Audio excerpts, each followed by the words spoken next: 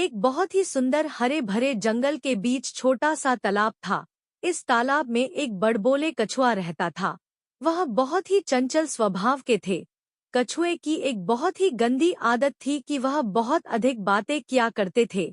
जंगल के जो भी जानवर उस तालाब में पानी पीने के लिए जाते कछुए उनसे खूब बातें किया करते, जिससे जानवरों का भी मनोरंजन हो जाता था। एक दिन दो कपल हंस उस तालाब में पानी पीने के लिए आया। वे दोनों हंस व्यवहारशीलता व अनुभवी थे। कछुआ दोनों हंसों से मीठी मीठी बातें करना प्रारंभ कर दिया। हंस भी कछुए की मंद चाल से बहुत प्रसन्न न थे। अब वे दोनों हंस तालाब किनारे हर शाम को आने लगे। कछुआ और हंसों की दोस्ती जमने लगी। देखते देखते उन तीनों में गहरी दोस्ती हो गई।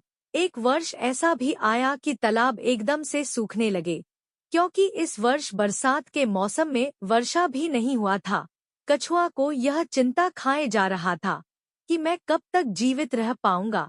अकाल तो बढ़ती जा रही है। इधर हंस भी अपने दोस्त के लिए चिंतित होने लगे। वे दोनों इस समस्या से निपटने के लिए कछुए को सांत्वना देते और इससे निपटने के लिए विचार विमर्श करते। काफी विचार विमर्श के बाद हंसों ने इस समस्या का हल निकाल ही लिया।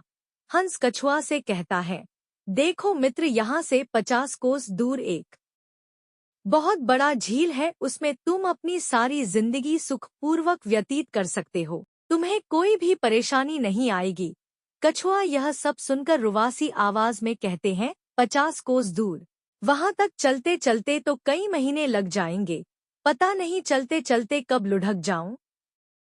तभी हंस कहते हैं, घबराओ नहीं मित्र, हम तुम्हें वहां तक ले जाएंगे। लेकिन कैसे?